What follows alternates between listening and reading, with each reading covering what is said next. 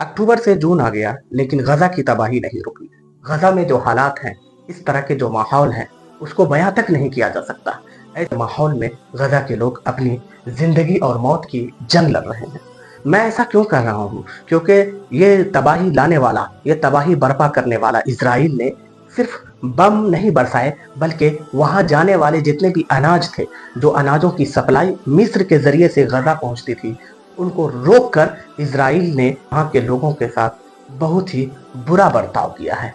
Hamas के बहाना को लेकर कि हर जगह हमास है, गजा के वो हिस्से जो उत्तरी गाजा थे वहां से भगाकर जब दक्षिणी गाजा में आए तो वहां से भगाया गया कि अब हम यहाँ भी बम बरसाएंगे। इजराइल के तरफ से ये दावा किया जा रहा था कि गजा के अंदर हमास पूरे तौर पे मजबूत है और उसको किसी तरह हमास का खात्मा करना है। ये एक बहाना लेकर वहाँ के लोगों को इस तरह कत्ल किया है, वहाँ के लोगों का इस तरह जेनोसाइड किया जा रहा है कि गजा की तबाही आंखों से देखी तक नहीं जा रही।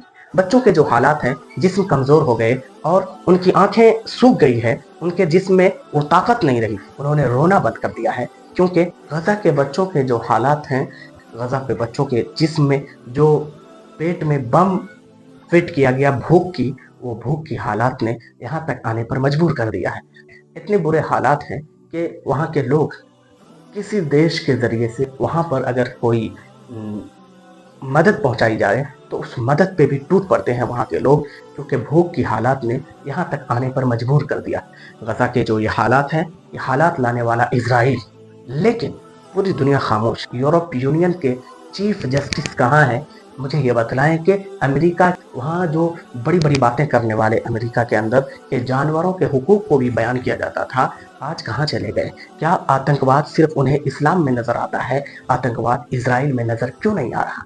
क्यों ये नहीं कह रहे कि ये जेनोसाइड जो किया जा रहा है इजराइल के तरफ से, ये बहुत ही गलत है, इसकी कड़ी निंदा करनी चाहिए। ये उन लोगों के जरिए से क्यों नहीं हो रहा है? ये एक बहुत बड़ा सवाल है पूरी दुनिया के सामने। तो वहाँ के जो लोग हैं, उनका जो जिस तरह से जेनोसाइड किया जा रहा है, वो अपने आप में एक तरह से दुनिया को दिखला रहा है।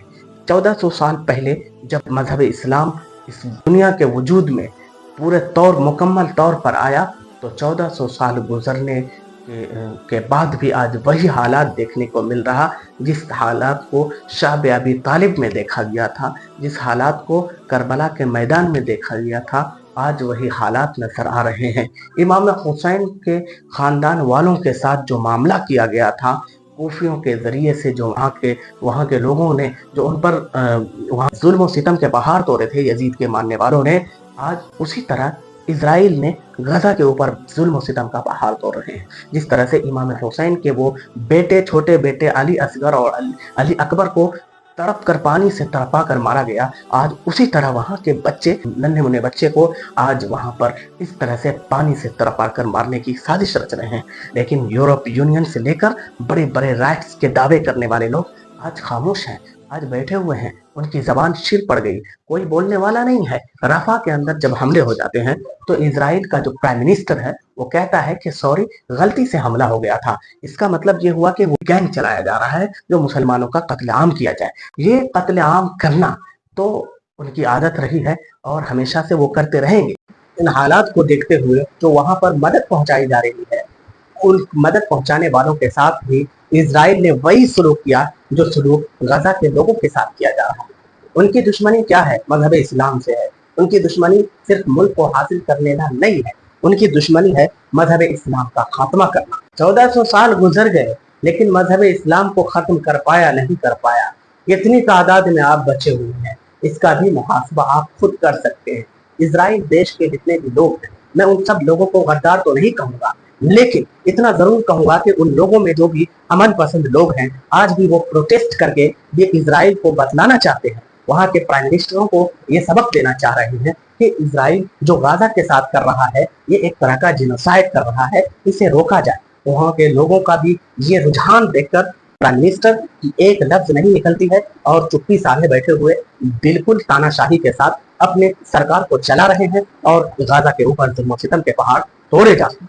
सवाल नंबर 1, क्या गाजा के बच्चों के साथ जो जेनोसाइड हो रहा है, क्या गाजा के बच्चों के साथ जो मामला पेश किए जा रहे हैं, छोटे छोटे बच्चों का जो कत्ल हो रहा है, क्या इसका जवाब अमेरिका देगी? इस यूरोप के जितने भी ममालिक हैं, क्या वो जवाब देंगे? कि क्या गाजा के बच्चों का जेनोसाइड हुआ कि नहीं हुआ, गाजा के बच्चों की क्या गलती थी, यह गलती थी कि गाजा में पैदा हुए, ये गलती थी, तो आज मुझे ये बताना है। लेकिन तमाम के तमाम लोग खामोश। प्राइम मिनिस्टर नेतन्याहू का साफ ये कहना है और ये मानना है और उनकी ये मानसिकता है कि किस तरह से गाजा को खाली कराया जाए, गाजा के जितने भी लोग हैं तमाम लोगों को भगा दिया जाए, उस पर कब्जा जमाया जाए। ये उनकी सोच ये बतला रही है कि हमास तो एक बहाना है, असल मामला तो ये है कि गाजा के लोगों को गाजा के से निकालना है। आज़ादी, ह्यूमन राइट्स, फ्रीडम कहाँ चले गए? जो बड़ी बड़ी बातें करने वाले बरतानिया कहाँ चले गए? बड़ी बड़ी बातें करने वाले अमेरिका कहाँ चले गए? यूनाइटेड स्टेट ऑफ अमेरिका के प्राइम मिनिस्टर क्यों खामोश हो जाते हैं? जब यूरोप यूनियन में जब वोटिंग होती है, अंतर्राष्ट्रीय संगठन जब बैठे हुए होते हैं और जब वोटिंग की जाती है, तो फिलिस्तीन के समर्थन में जितने भी देश अपने वोट को करते हैं, तो अमेरिका खामोश क्यों हो जाता है? अपने वीटो पावर को क्यों इस्तेमाल करके उस बच्चों पर जुल्म सितम कर रहे हैं? बच्चे 2 दिन बाद के पैदा हुआ है, आज उसकी जाने चली गई। वो बच्चे जो कल तक हंसी और खेल उनके चेहरे पे मुस्कुराहट होती थी, आज रोने के लिए भी वो चेहरा बचा हुआ नहीं है। कहाँ चले गए वो लोग जो बड़ी बड़ी बातें करते हैं?